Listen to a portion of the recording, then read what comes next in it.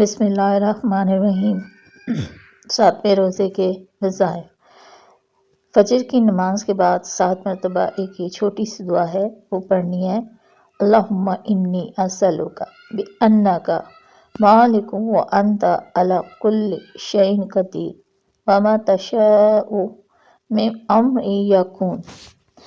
اس کی فضیلت جو ہے حضرت سید بن المسیب رحمۃ اللہ علیہ فرماتے ہیں کہ مسجد میں چاندنی رات میں داخل ہوا۔ میرا اس وقت گمان ہو رہا تھا کہ شاید صبح ہو گئی، جبکہ رات اپنے زوروں پر تھی۔ میں اپنے نماز پڑھنے والی جگہ پر کھڑا ہو گیا اور پھر بیٹھ کر دعا مانگنے لگا تو ایک خاطف نے مجھے پیچھے سے پکار کر کہا، اے اللہ کے بندے، یہ دعا کرو۔ میں نے کہا، کیا کروں؟ فرمایا، یوں کہا کرو، اور اس دعا کی بدولت جو ہے میری تمام دعائیں قبول ہوئیں اور مجھے کامیابی حاصل ہوئی۔ دوسری دعا ہے، ظہر کی نماز کے بعد 21 مرتبہ پڑھنی ہے۔ اللہ اللہ اللہ الذی لا الہ الا هو رب العرش العظیم۔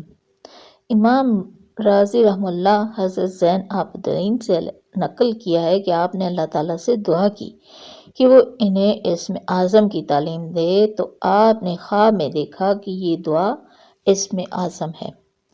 عصر کی نماز یہ ایک تسبیح ہے، جو دعا ہے چھوٹی سی، جو 3 مرتبہ پڑھنی ہے، اور اس کی فضیلت ہے کہ اللہ کا ایک نیک بندہ حضرت ابراہیم کی صحبت میں رہتا تھا۔ ایک دن اس نے عرض کیا کہ حضرت مجھے اللہ کا وہ اسم اعظم سکھلا دیں جس سے جب دعا کی جائے تو اللہ تعالیٰ قبول کرے اور جب مانگا جائے تو عطا فرمائے۔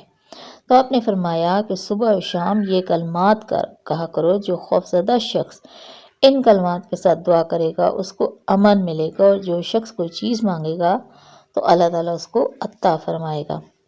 مغرب کی نماز کے بعد 3 مرتبہ یا بدیع السماوات والارض یا ذا الجلال والاکرام، یہ چھوٹی سی دعا پڑھنی ہے جو ایک آسمان پر ایک ستارے پر لکھی ہوئی ہے۔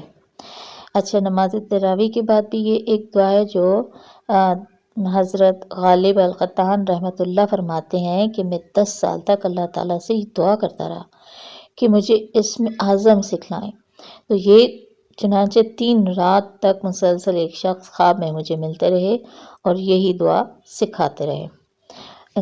ہمیشہ کی طرح رات سونے سے پہلے یا رب یا رحمان یا رحیم یا حی یا قیوم برحمتک استغیث پڑھتے ہوئے سونا ہے۔